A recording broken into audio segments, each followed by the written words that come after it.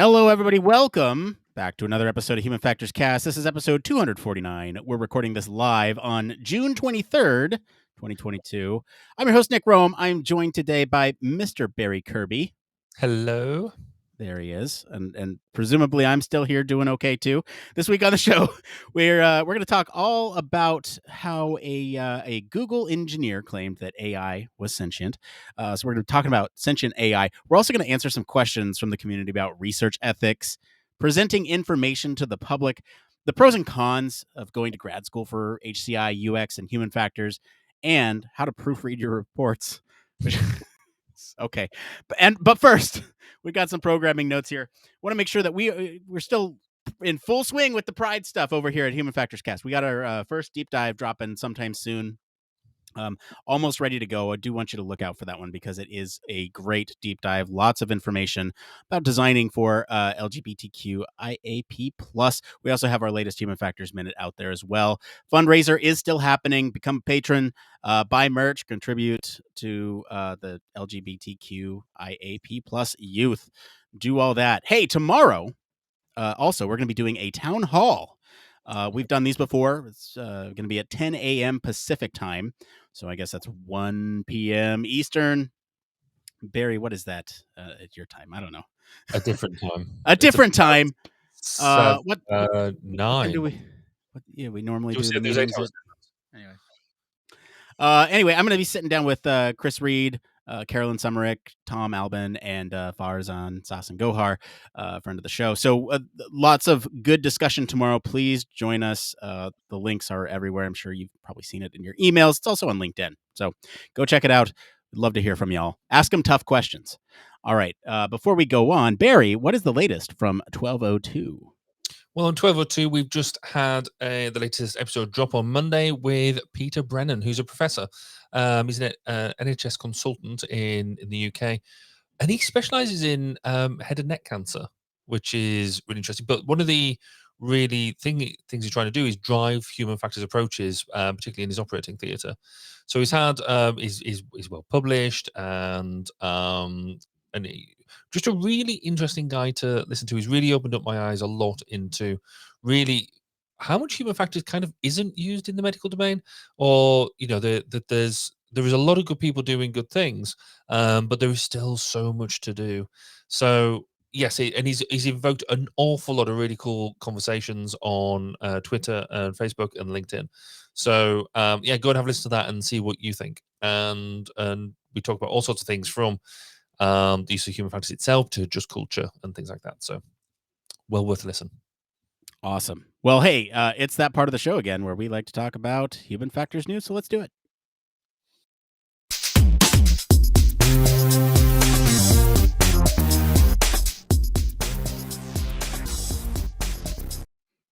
Yes, this is the part of the show all about human factors news. This is where we talk about anything related to the field of human factors. It's fair game for us to talk about as long as it's interesting. Barry, what is our story this week? So this week, Google places an engineer on leave after claiming its AI is sentient.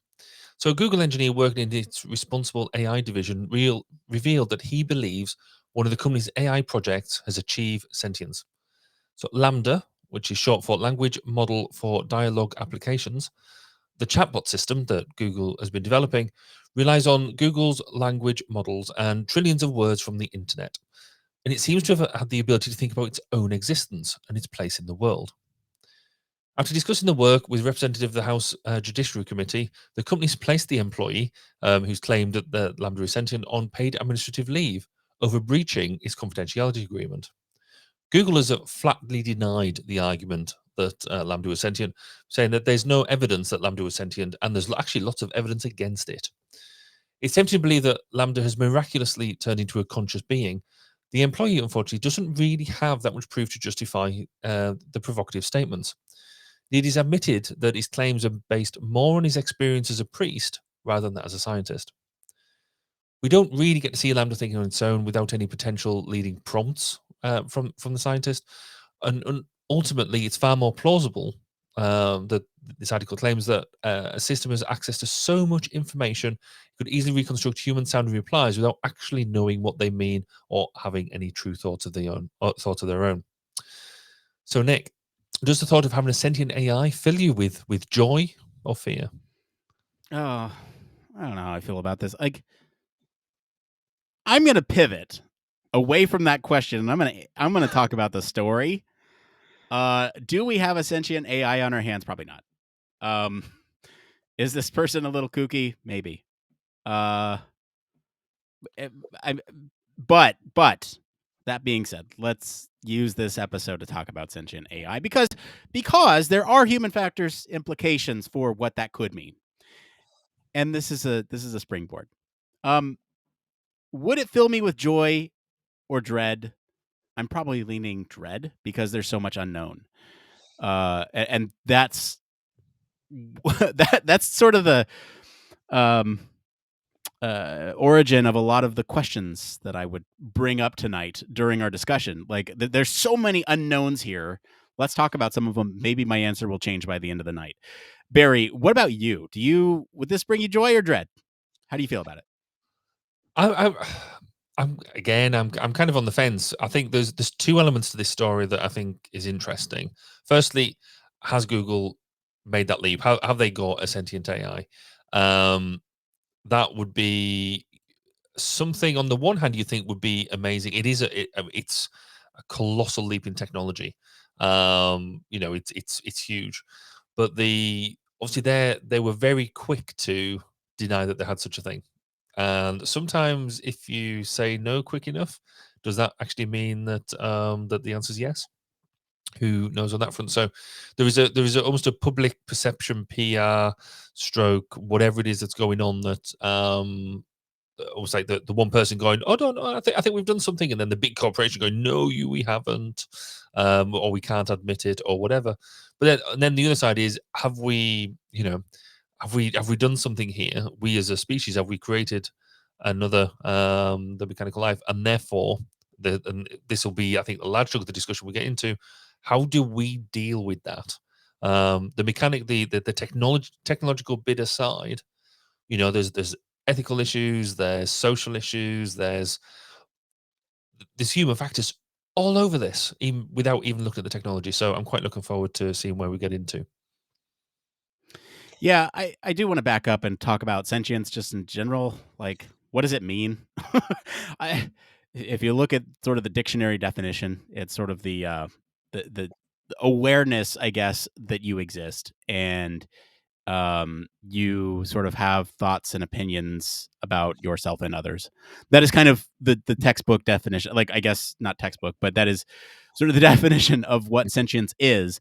And if we're saying that an AI is sentient, then they are then aware that they are an artificial intelligence, or have has sort of the ability to feel or um, have some sort of way to think Yeah. that's outside of just yeah. That's sentience. Yeah, and I think it's worth contextualizing their study to a certain extent, so it'll put into context everything else we've done. So what they've done is basically it's a chatbot, and so if you go and look at the article, and the links to the article in the show notes, and it actually then shows you some of the output where they've got it's a interactive discussion between the employee and Lambda, where they sort of says that, do you understand if you're sentient? Do you can it's interesting because they actually started off by asking permission if they could have the conversation, knowing that and asked Lambda's permission to then be able to use that on a wider basis. Then it's sort of asking, could you start relating what your life as a story using metaphor and things like that. So there's lots of really really good stuff there, and you could if you read it, you sort of think, actually, yeah, I can see the argument that they're having a conversation. But then I then also see the flip side of that around, it could just be pulling in telling you what you want to hear. So that's kind of where this the basis of this claim comes from. This employee thinks that they've had a proper conversation that couldn't be scripted, couldn't be pre-planned, and couldn't just depend on a massive knowledge base. That Lambda knew what it was putting together, and was conscious of its own self. Yeah, I mean the excerpt that the article from Engadget here pulls, right? It says so let's start with the basics. Do you have feelings and emotions? Lambda says absolutely. I have a range of both feelings and emotions. Um, then they say, what sort of feelings do you have? I feel pleasure, joy, love, sadness, depression, contentment, anger, and many others. Um, then the developer goes on to ask, what kind of things make you feel uh, joy or pleasure? They say spending time with friends and family in happy and uplifting company, also helping others and making others happy. So something like that, I'm like, mm, like you Dictionary, look at that. What's that? dictionary definition, surely. Well, well, Yeah, I mean, yes, right. But you think about joy and pleasure, and like that, they pull that. The AI would pull that from something. Friends exactly and right. family. What friends and family does an AI have? So that's sort of where I'm looking at it. It's like, okay, but then when you ask it, is it a person, or do you have feelings and emotions? Right. I think it's got to be pulling from something that says yes, I have it, because I don't know. I'm of the skeptical mind. I don't think we Yeah. have a sentient AI at this point. Um, I don't know. Looking through this transcript, there's some yeah, convincing would be one way to say it, and then there's certainly other things that's like, really, what is that? Yes, it's. I think it is. There's going to become a point where we tip over from just being able to pull in, like I say, everything I think it talked about with a large enough knowledge base, it's pulling in the most appropriate answer. And and I how do it says it feels like joy, anger, depression, all that sort of stuff.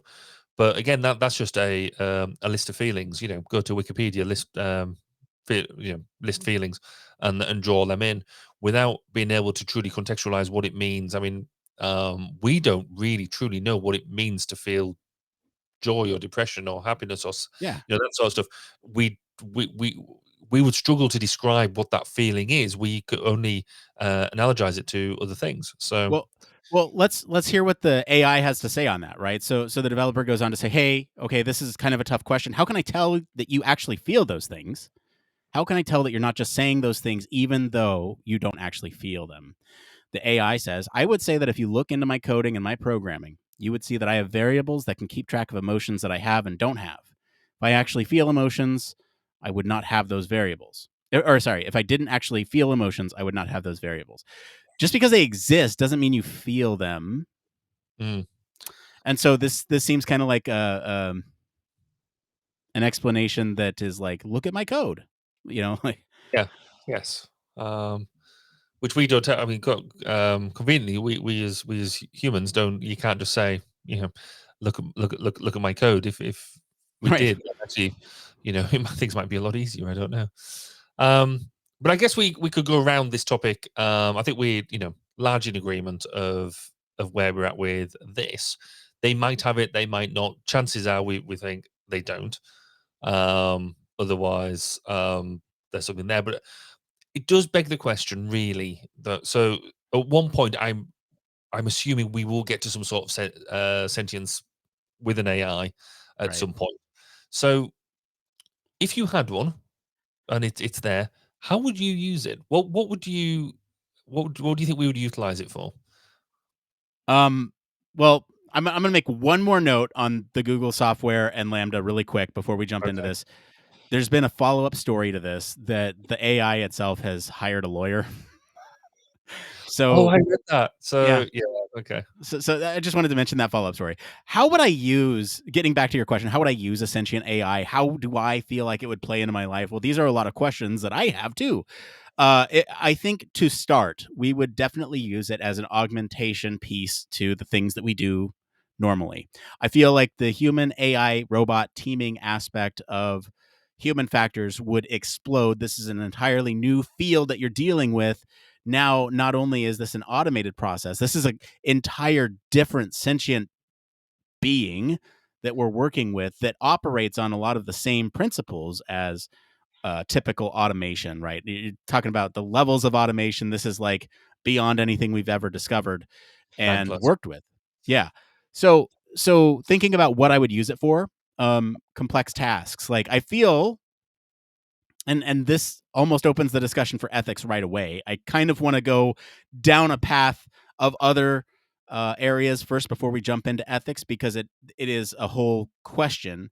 But at what point does using a sentient AI become slavery or become unethical when you have something that's aware of itself and its surroundings and has feelings? Yeah. How do you can't really use that for anything. You have to do other things with it. So I don't know what I would use it for. Barry, what is your answer to that question? Because I'm also So curious. I think you're right, and we do need to get into that whole ethics bit. But in it, because we've got the ability to do so, I'm going to shove that down the list for the moment. If we had a compliant AI, sentient AI, they want to do what it is that we're asking to do. So let's go with that assumption for now. It's got to be helping complex decision making. It's got to be helping interacting with data, supporting tasks. So something I'm really interested in at the moment is this idea of of using sentient AI around command and control systems. So if you've got, like, say, the fire service or fire and rescue, and they've got their command and control system, and they've got multiple things going on at once, then the sentient AI could actually help with the allocation of resources, with supporting how to fight the fire, with how to deal with complex rescues, how to do that sort of thing. So I could see it gives you more bodies, that more brain power to be able to solve complex problems. Um, I think also one thing I love doing is whiteboarding. Right. So whenever I've got a problem, I have to walk around a whiteboard and do all that sort of stuff. The other thing I have to do is to bounce ideas off people, because I'm not a very clever person. And when I have ideas, I need to be able to bounce them off somebody else to say, that's a good idea. Or what's that? Tell me more about it. And it helps me explore a problem.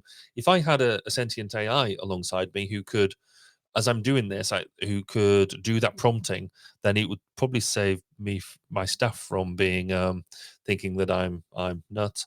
But it would help you explore problem spaces and things like that. So I think that sort of stuff would be really, really useful for it to do. The other piece is support, like, I guess, supporting decision making in terms of um, when we spoke about it the other week in the other episode around things like justice, things like this, where you've got perhaps very complex issues with lots of different facets that we as humans potentially get properly emotionally wrapped up in, that they could actually come to decisions that took into greater account the emotions of the situation. So we spoke around justice having it, it's the application of laws of people, and this could be rather than just using an AI, which is what we spoke about last time. If you had a sentient AI, it could actually take into account what the nuances behind it perhaps a bit more, and come Yeah. up with an answer that maybe we would be more willing to accept.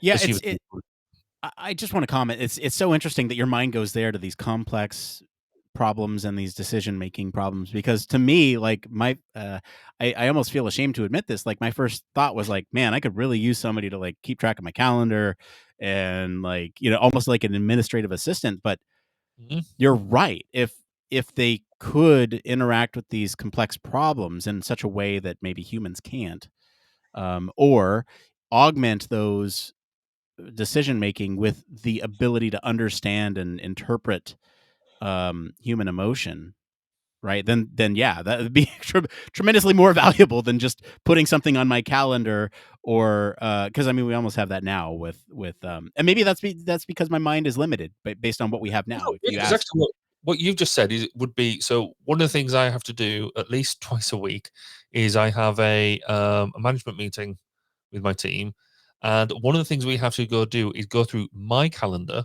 and deconflict it, because there's so many draws upon my time and stuff like that. Now that is two, maybe even three of us going through stuff, to sort of say, right, have you thought about that you need to do this? Is that in your calendar? Or you've got two things going on at once, stuff like that.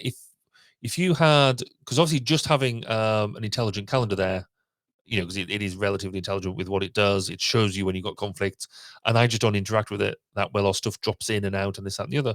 But if you had a sentient AI doing that, it would free up my team to stop having to sort my life out. But that could be the one that sits there with me every morning and doesn't just bug you, and where you've got the calendar app going, you've got 5 meetings today. It could actually be sitting there and actually doing it in a way that is more engaging, and actually saying, right, you've got these meetings today. Which Right. one, you should be doing this one because it's got more value to you. Or you've got this conflict, I've already sorted it out for you. That sort of stuff. So actually, I think both is true. Right.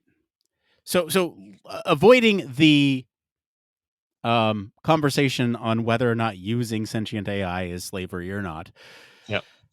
is a tricky thing we're gonna have to skirt there. But I'm imagining that, like, if we did have a compliant AI that was also sentient, we could send it to do the things that are maybe grueling or grunt work. Like for us here at the podcast, we could tremendously um, overhaul a lot of the things that we do. Go do the show notes for me. At least in terms of the automate, like the base level stuff. There's a lot of stuff in the show notes that we've automated, but at the same time, like, it could be, there's been things I've been meaning to do, like adding in X, Y, and Z to those show notes. Likewise, hey, could we get more complex with it? Go write a human factors minute. And or like, hey, we have a backlog of all these different things that we want to do. Most of them are grunt work. Can you do some of that for us, and clean up? And so I'm thinking about this from the lens of the podcast lab. But if everybody had their own passion projects, imagine what we could get done if you could just send a task force of like 5 different AIs to go do something, or more, an army of AI, of compliant AI, sentient AI beings that would go out and do your bidding. You have sort of the opportunity for these amazing things that could happen from a creative perspective, from like, if you think about there's different roles in every domain. If they could serve some of those roles or free up some of our time to do other things in those roles, there's a lot to think about. And then what's to say they couldn't just do the entire thing themselves? Why do we humans need to work? Right? Yes, it's a whole other conversation that we need to talk about, but I'm thinking about those amazing things that we could do. Now, alongside with that, there's also some pretty horrible things that we could do too. If you set off an army of sentient AI to do something, you could do really destructive things, and that's something that we have to also consider too. Why don't we get into? You want to talk about the training aspect of it? It feels like, Yeah, this for me, the training aspect was really interesting because again, it kind of springboarded off this idea about, right, what would you use them for? Because there's two aspects of the training, I guess. One is you train AI. That's how they develop and all that sort of stuff. But put that aside, I want to look at the human factor side of this. So if you've got to train an AI, so the analogy I immediately got into my head was when somebody in the say the police has a dog with them, right? And they train together, and so they become a partnership, and that's quite a cool thing. Would your if you got a cobot, a sentient AI cobot with you, would you train together, and would it work that way? So then what the training you need as the human in the loop is, how do you engage with that sentient AI? We'd have to teach people how to respect the sentience of that AI, because that's it presumably would have a level of equality and things like that. How do you behave with it? Because there's been some interesting things again that we've spoken about, where you had that AI companion, and some of the behaviors from there was a lot of people were abusing them in various ways, like give them abusive language and things. So if this is sentient, then presumably it has we'd have to teach people how to interact with it, and the ethics stuff as well, which we'll come on to. But then there's a level of boundary. So if it's sentient, then we're not just giving it a piece of code to execute. It's not just you're just looking at it like a robot arm or something, and it goes, oh, that's not performing its function properly. We need to fix it. We need to take it to bits and rebuild it, whatever. However, it's gone wrong. A sentient AI presumably evolves, and therefore, how do you recognize what is, in the application you're using, a an acceptable evolution? So it has evolved. It's done what it's supposed to do, as opposed to it going wrong. And what does going wrong look like? So I think there's going to be the training aspect that we have to work with in here, because I think most people, when we talk about this, will also be thinking about this as a sentient AI is going to be some sort of humanoid. That chances are probably won't be the case. Would it be something that is developed in a different form, but has that level of sentience? Because one of the other things I was sort of thinking about as we were talking about how would it be used, and things being what you mentioned about things being bad. Obviously, one of the big targets that we've got at the moment is to go to Mars. That's big on my list. Yeah, and if anybody's listening who wants to put me on a thing to go to Mars, I'm with you. I'm there. But if we had a sentient AI, would that be a sensible first thing to send to Mars? Right.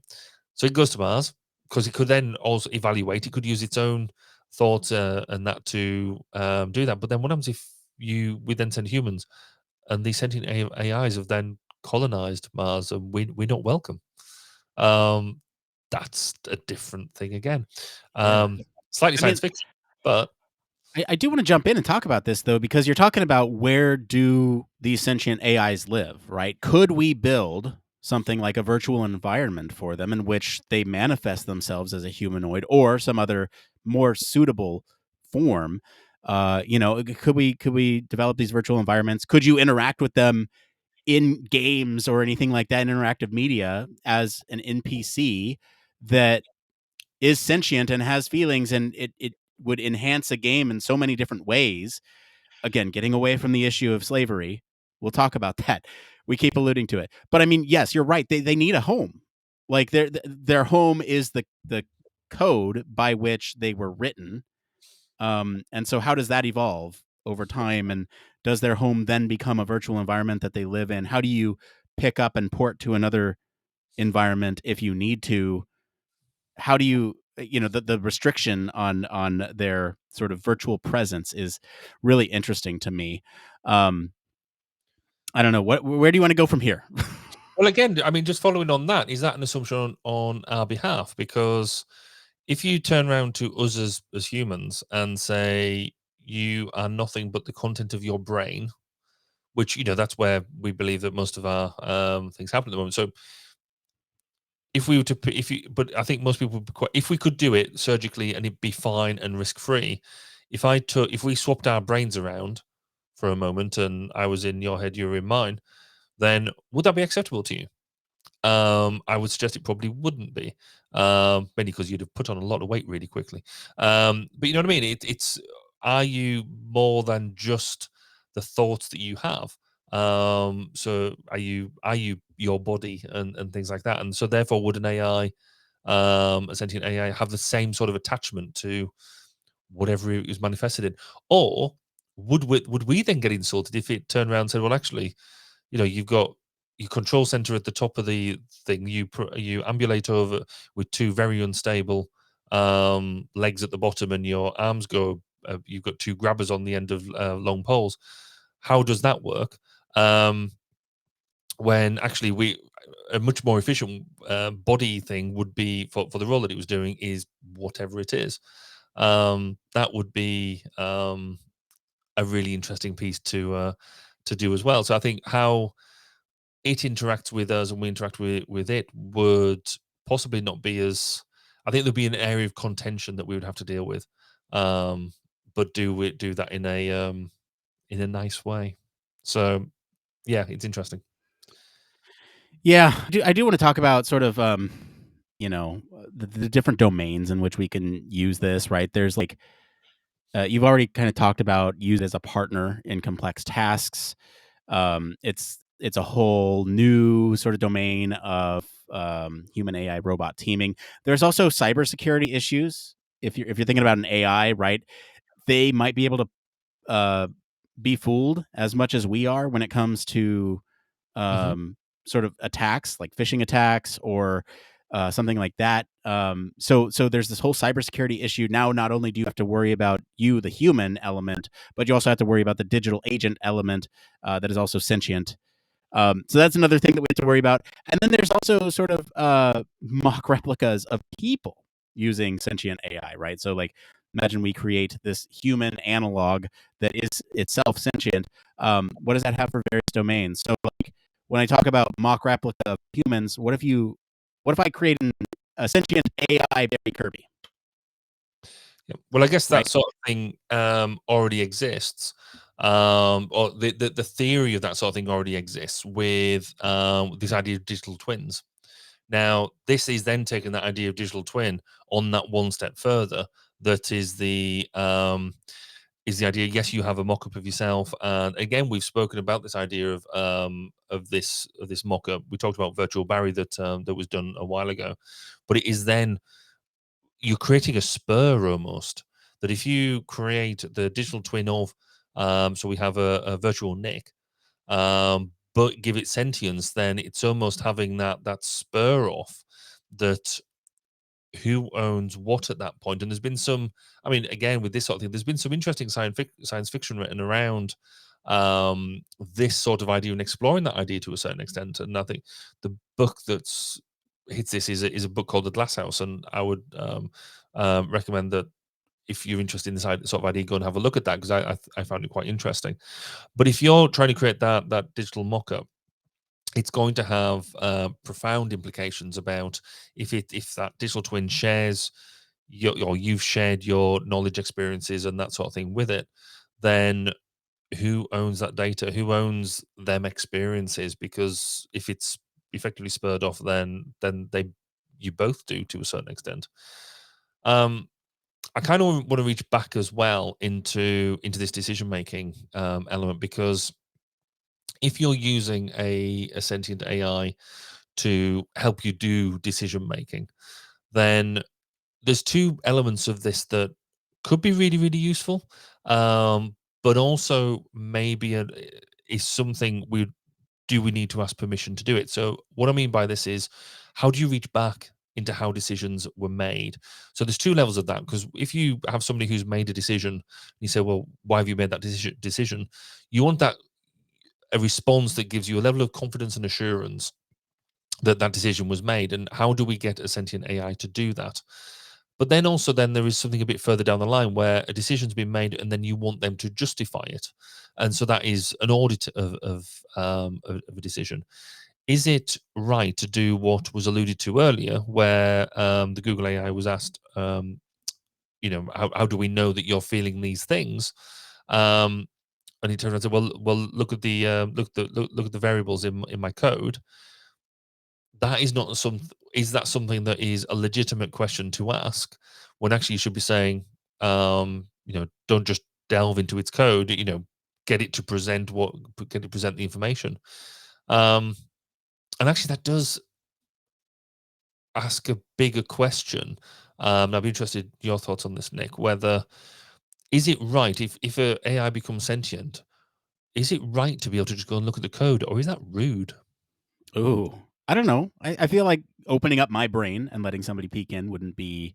I mean, obviously, I'd want permission first, but yeah. So I guess permission would be a question there. Now, I think this opens up a whole other discussion for ethics. Do we just want to get into the ethics? We've been teasing it.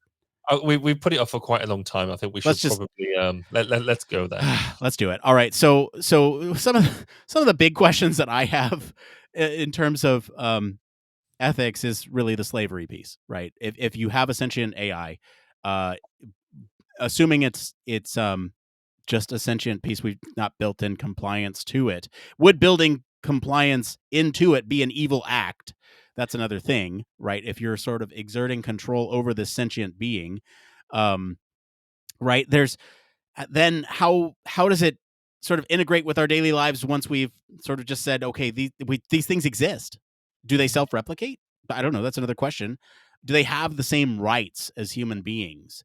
Do we need to sort of rethink what rights AI has in relation to human beings? When do you decide to nurture it and care for it and encourage it to evolve over time, or when do you decide to kill it? Do you kill it when it then becomes when it poses some threat to humanity or the human species? These are questions that I'm curious about. I just threw a bunch of them down there.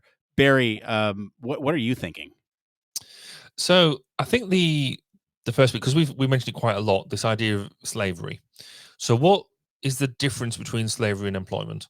So it's recompense. It's being paid for your time. I mean, we're all slaves one way or another. To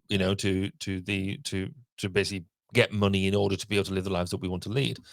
So and they and we call it employment. So what would be the recompense that you would give a sentient AI um, for doing work? So you could either turn that could go one of two ways. One is we suddenly realize that actually having to pay for things is painful, and it's an arbitrary thing. Does an AI need anything except a whole bunch of electrons in if you just look at a neural net, that type of thing. So how do you pay one? I don't, Do really you, don't know the answer to do that. you pay it in purpose? Like, is Yeah, are they going to be confused about existing? Do you pay them in purpose by giving them a job? Then is it okay to give them these roles because then they serve some purpose? yeah. Then there's another thing around duty of care and maintenance. So at the moment, if we are ill, we go to the doctor. And then if you need an operation, then they operate on you. And they are duty bound to keep you running. To look at it in almost a really crude sense, the your heart keeps beating, or at least blood keeps flowing through the body whilst they fix you. Um, there would be the temptation with this would be that you could just switch it off and back on again if it was all going for whatever reason go wrong. But then, if how could you be assured that all of the things that make it sentient, so all the things it's learned, all the things it's developed, it's presumably developed its own thoughts, its own ideas, and that type of thing. Would you lose all of that if you did like a hard reboot? And where do we stand on things like that? Um, and then, as you say, what happens if it all starts going wrong? I mean, I don't know how many people now will have seen Terminator as a film, or The Matrix, or anything like that. Yes, they're all science fiction films, but they do get to the heart of what we fear as a species, is that technology will take over and suddenly start coming for us because it's the threat to it. Um, what would happen then? Is there a big kill switch, EMP, whatever it is? Right. And how do you then employ that, and what's the right thing to do? Or So or have we built in safeguards to begin with? And is that then oppressive? Are we oppressive as a human species if we've built in that safeguard? yeah, is it just rude? Yeah. to I think I think in this respect, I think the technology is impressive, and just from the whole geek point of view, bring it on. I think it will be amazing, but I think it will pose so many questions. I mean, even now the idea of deep fakes, the idea of artificial general intelligence, which is kind of, I guess, the one step back from fully sentient AI. We are asking, we've got this sort of stuff, just the fact that we've got cars that can drive for themselves pretty much. We worry about that. Um, this is gonna be a biggie. It's exciting, but I think there is definitely something there that we need to get our heads around. Yeah. I mean, we just talked last week about, are we ready for it to make these decisions? And the answer was no. And so Yeah, so talking about this is kind of the next step, even when the answer to that was no, is a lot of fun. It's a lot of fun. So we have definitely no. a lot of AI in your feed. We'll go ahead and wrap up the news for that. So thank you to our patrons this week for selecting our topic. Thank you to our friends over at Engadget for our news story this week. If you want to follow along, we do post the links to all the original articles on our weekly roundups and our blog. You can also join us on our Discord where for more information on these stories. We're going to take a quick break, and we'll be back to see what's going on in the Human Factors community right after this. Human Factors Cast brings you the best in human factors news, interviews, conference coverage, and overall fun conversations into each and every episode we produce.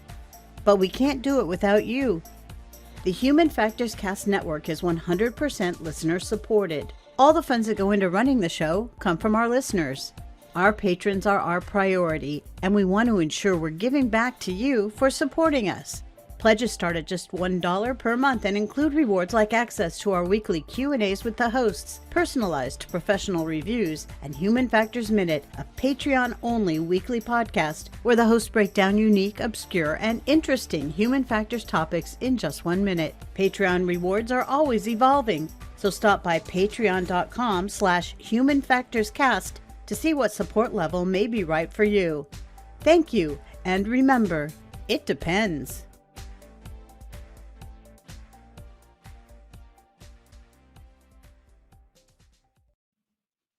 Hey, yes, a huge thank you as always to our patrons. We especially want to thank our Human Factors Cast honorary staff patron, Michelle Tripp. Patrons like you keep the show running, keep our lab moving. So thank you so much for your continued support. I just want to mention, while we're here in this little Patreon bump, we do have a Discord that you can join us on. You can get involved with other human factors professionals from all over the world. We literally have people in from Australia, the UK. We have folks in there from Southeast Asia, like everywhere. Seriously, the States, I guess. But really, we're all in there. Come join us. There's amazing resources in there. A lot of people posting some resources for you all.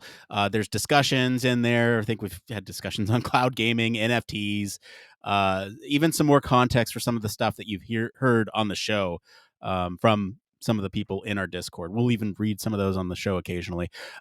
Chat with others in the voice channels. Occasionally we'll jump in there and have a nice chat with listeners. It's also where we conduct our lab chat. And sometimes, like on I guess it was, what was it, earlier this week, I accidentally posted something in our general chat that was meant for the lab chat, and it was an awkward, cringy thing. You're gonna have to go and check out the Discord for that, because it was certainly a mistake that I made at 7 a.m. after operating on 3 hours of sleep. Actually, it was 2.5 that day. So go check that out. There's career advice channel. We just added that. And then also there's, you can post your questionnaires if you're doing any research. That's really helpful for some folks. And, you give to the community and the community gives back. So go check out our Discord. It's a little, little plug for our Discord community, because we grow with with our audience, and we'd love to have you to join us. Anyway, it's time that we get into this next part of the show that we like to call It came from.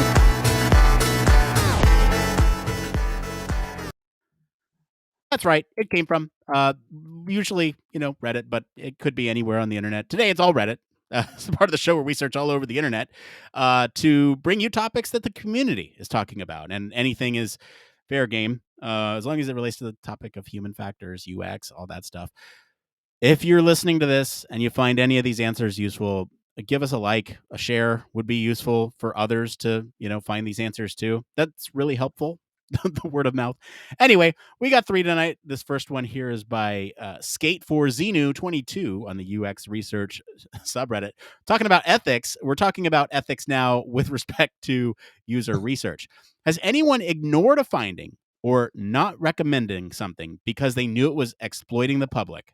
How often do we find ourselves recommending things we know are good for the company, but bad for the health of the consumers? Barry, have you ever had this issue? Ever? I work in defense. Joking aside, actually, I've not had this situation. I've had things that that are going to have an effect on people. And like I said, I work in defense. There's going to be some things that happen that are not necessarily the greatest things to happen on the other end. But actually, picking something over for profit is kind of what we're talking about here. Then actually No, I haven't. It's been I've been, I guess, lucky that way, and I've done an awful lot of research. In fact, worked out about 20 years or so now. So no, I've not been in there. What about you, Nick? Have you had that situation?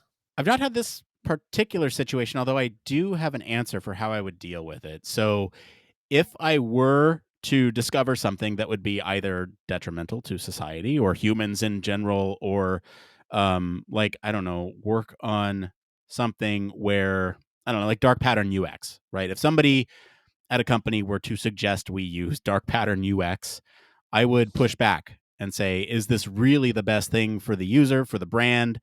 um, you know, there's short-term gain versus long-term gain, and if you have that trust within, your user base or customer base or whatever you call them, um, they're likely to stick with you for the long term. And so I would argue that dark pattern UX is not going to sort of include those types of people who want to be returning long-term goals, right? So again,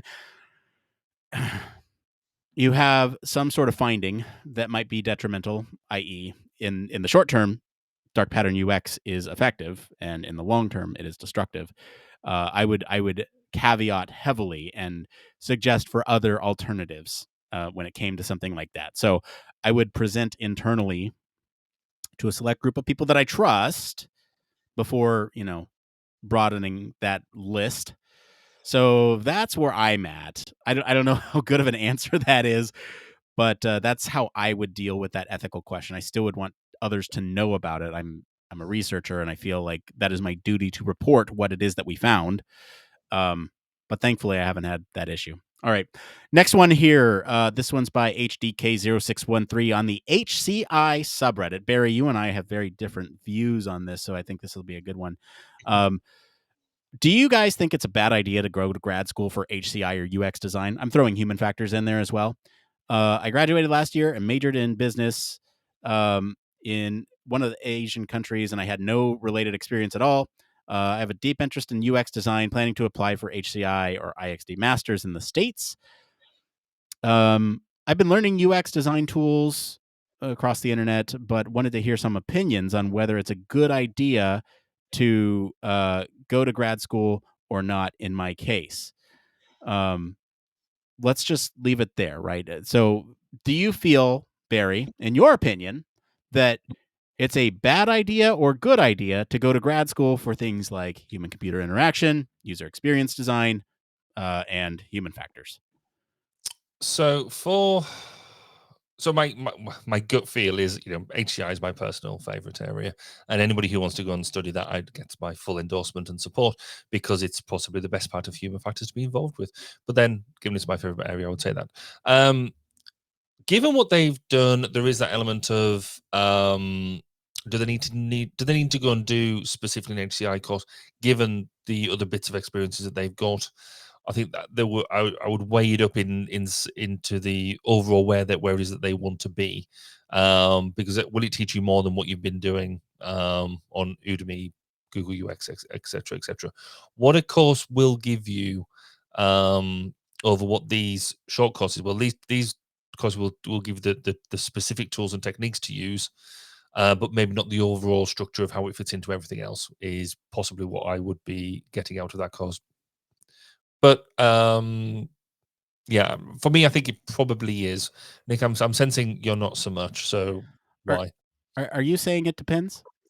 No, I think I was going to, and then I'm veering back. I think that there's something about the structured courses that allow you. It's easy to do. I mean, we've talked about boot camps and stuff as well. I mean, they're not boot camps, but boot camp, that sort of stuff is all very specific, and you kind of, for me, miss application of the how it sits in the grander scheme of things, which generally a delivered course will give you. Is my Yeah. personal. See, so it's interesting that you're coming from this perspective. You did not do a master's, right? Nope. So you're coming from that perspective. You think it is useful. I'm coming from the master's perspective. I also think it's useful, but I will caveat it largely depends on your path. People like Barry get to the path, get to where they're at by different means. And so you could go to school, and I think it makes sense in a lot of cases if you're starting from I don't want to say ground zero, but if you're starting from sort of a basic knowledge of what these topics are, basic knowledge of human computer interaction, basic knowledge of user experience, basic knowledge of human factors.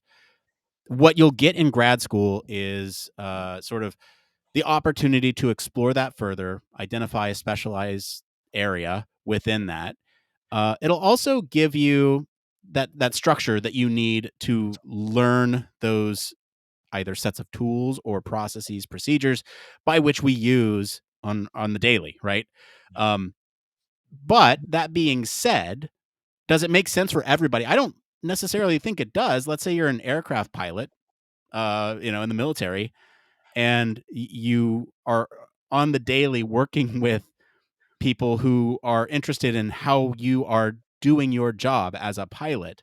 You're working with people who are trying to understand what's going to be most efficient for you and easiest for you to use. And so if you take some of that knowledge of what they're doing and the domain, you might not need a whole grad course to course correct, pun intended, into human factors or UX or anything like that, I think it largely depends on what your background is. And so if you're coming from sort of generic knowledge, then sure, take the courses. But, if you're working in the medical field, then maybe it's not such a hard pivot to go into UX of medical devices because you are yourself an SME. And if you have some of these supplementary materials and did something similar in your domain, then you might be able to pivot easier. That's where I'm at. Yes, it's useful. There could be other paths. All right. One more tonight. This is by userexperience on the UXResearch subreddit. We've heard from them before. How do you proofread your own reports? When I write UX reports, I tend to be sloppy. I may make some unseen grammar mistakes here and there. I leave out some words by accident, some inconsistencies. What happens is that I become kind of blind to the mistakes I made, even if I read it out loud to proofread. Usually turns out I left the wrong date somewhere or misspelled my own name. I'm curious, how do you usually proofread your own reports? Barry. Oh, I'm all over this. This is me. People who've read particularly early drafts of stuff that I do. My eloquence in writing isn't the best, and I rely heavily on spell checkers and stuff like that. So I completely get this. Fundamentally, try and get somebody else. It's the best thing to do. Certainly, what I have in my business, we have an element there that before it goes out to a client, somebody, we've got it written into processes, and we almost always follow them as well. That somebody else has to read it to allow for that quality checking. But sometimes you're in that position, you have to proofread your own stuff. So I do think try and leave gaps between. You cannot finish writing and then start proofing straight away. Try and leave some time. It might only be a few hours, but actually, if you can leave a couple of days, even better, because you come at it a bit fresh. The other thing I do as well is read it back to front. And so I'll read the final section first and work my way back to the front. So really, I'm not trying to check that that the flow of the document is right. I'm trying to look at it out of order so I don't get lost in the flow. That I'm actually trying to objectively read stuff. So I will start from the back and work my way to the front. Read it, read one section at a time. Go and doing it that way, and hopefully pick up stuff. But invariably, I think even if you're super diligent, you miss stuff in your own gear because you just end up reading it. What about you, Nick? Do you have a special way of sorting your own stuff out? Yeah, you get tested and diagnosed for ADHD, and then you feel better about all the mistakes that you make, and then you can blame it on something when it comes back, right? So that's my strategy. But in all actuality, right, I think I've learned a lot of tools that help me with some of these things, right?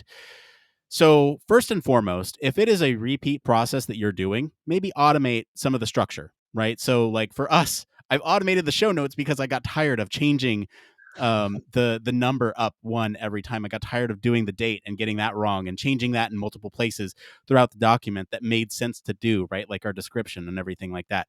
I did that because these were frequent errors on my part. So if you find yourself making these frequent errors in a report, then maybe automate that process. Maybe those are the first things that you tackle. The other thing that I have learned as sort of a strategy is to come up with a checklist of these things that you continuously do over time, to proofread, right? So like go through, check all the dates, make sure they're accurate. Go through, make sure all the headings have this formatting. Go through, spell check for common words like there's one like sand, right? Like you might have actually accidentally pressed SAND when you meant to just put AND. So go search for those that a word checker would not find, but a grammar checker might. So do all those, right? Actually run a spell check in English, because that is something that not a lot of people do. They just have sort of the passive spell checker.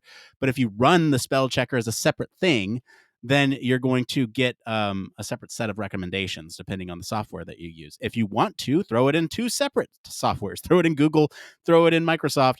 They'll come up with potentially different things. And so I think ultimately for me, the best things that work are checklists to ensure that most of those things don't make it through automation for those repeat tasks. And then, I'm going to take Barry's answer here. Yeah, get somebody else to look at it because that's huge. If you yourself look at it too, that's one way of doing it, but getting somebody else to look at it is absolutely key. Okay, that's that. Barry, it's time for our favorite part of the show. It's one more thing. Yay. Cool. I'm going to go back to form. I'm afraid I've got two tonight. So just because you were doing 3-fers, so I felt like I had to. Okay, that's fine. So one was just a bit of an update because I think I said last time I had my car charger installed. We then realised that the charging handle, the nozzle, if you will, was the wrong one. As in, I'd asked for an 8-meter cable, and actually, when I got it out, I was like, "This isn't 8 meters. This is 5 meters," which I found a bit irritating. And so actually, I went back because I'd bought it in March. I'd assumed that now we're in June, that I would go back to them and they would say, "Well, Tuff, you should have realised that earlier." I went back to them. I dropped them an email and said, "Look, you sent me this, and actually, it's sat in a box here, and we just installed it. We realised it's a 5-meter one. Yet I've paid for an 8-meter one. What we're going to do about it?" And they were awesome. They were brilliant. They just came back and said, "Oh, could you just send us the serial number?" Send the serial number, and I was thinking, "Oh, here we go. He's going to send it." They're like, "Oh, we've sent you the wrong one. If we send you the new one, we'll have it to you in 2 days' time. And wait, when can we come and pick up the old one? And so make sure you get it." I was like, "But I've installed it. It's had screwed to the wall." And they're like, "Yep, that's fine. Just take it off the wall, put it back in the box, swap it around." And I said, "Well, I guess we could have it done by Friday." And they're like, "Is that enough time?" No, if Monday's better, we could do Monday. So I was like, "Wow, that's amazing." So completely blown away by that.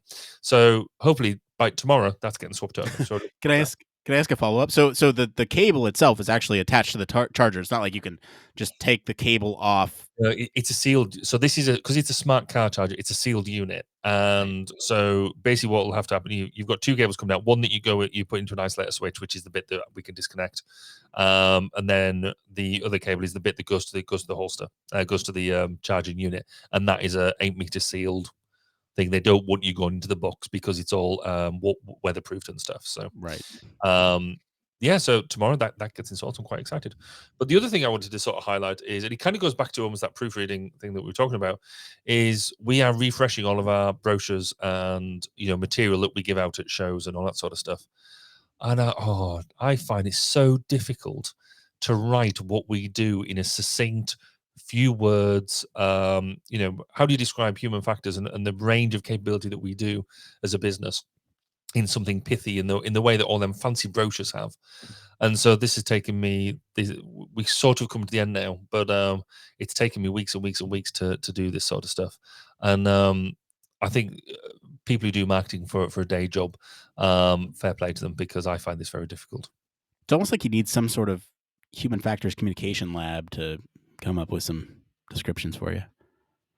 I didn't even think of that. That would be genius. So I guess. Oh man, You just gave me an idea too. I'm thinking like toolkits for people. Anyway, yeah. So hey, I got one thing this week, and it's visual. So I'm sorry for anyone who's listening. But behind me, you'll notice that there's a slight change in just some display. So Mhm. I'm actually going to show and tell here, but I'll talk through it for our audio only listeners. So I have over the last, I don't know, week, I guess, like last weekend was Father's Day and I got some time to myself. And what I did with that time was something that I've been meaning to do, which I've got some here, but I've modeled up in 3D some mock stands, right, that would work for some display items that I have. Right, this particular item is a set of Imperial credits that I got, and so I've Cool. modeled this up in 3D, and you can see they all fit nice, and I've put them up on my shelf. And I was like, oh, that was such a positive experience. I'm going to do that for other stuff. So I started modeling more and more things to get all of my stuff kind of organized on my shelf behind me. And it's just been fantastic to throw something in the printer this week and have it come out and be able to throw, like one of my lightsabers back here is now like all my lightsabers are now standing up instead of just laying down. It I was feels gonna like say, it's a little bit pretty. more full, right? And I have like, actual stands for stuff, and other things are actually hanging up now. So I mean, it's been a great experience to, I don't know, actually organize and figure out how to display stuff that you care about in a way that is tailored to your needs, especially through Mhm. 3D printing. Good So show. really, that's it for today, everyone. If you like what we're talking about today, AI, all that stuff, just go back and listen to last week's episode. We talk a little bit more about AI and is society really ready for it to make those ethical decisions? Comment wherever you're listening with what you think of the story this week. More in-depth discussion. You can join us on our Discord community. Like I said, lots of great people in there. Would love to hear from you. Visit our official website, sign up for our newsletter, stay up to date with all the latest human factors news. If you like what you hear, you want to support the show, there's a couple things that you can do. One, leave us a 5-star review. You can do that right now. Make it short, make it succinct. I know that's really hard, according to Barry, but do it. Tell your friends about us. That is also very easy for you to do. Hey, have you heard about this Human Factors podcast? It's pretty cool. 3, consider supporting us on Patreon. If you do it this month, we'll give back to the LGBTQIAP+ community. And as always, links to all of our socials and our website are in the description of this episode. Mr. Barry Kirby, thank you for being on the show today. Where can our listeners go and find you if they want to talk about AI slavery? So for AI slavery, I'm definitely a man. Find me on Twitter at Baz_K, and come listen to some of my one-to-one interviews at 1202 Human Factors Podcast at 1202podcast.com. As for me, I've been your host, Nick Roome. You can find me on our Discord and across social media at Nick_Roome. Thanks again for tuning into Human Factors Cast. Until next time, It it depends. depends.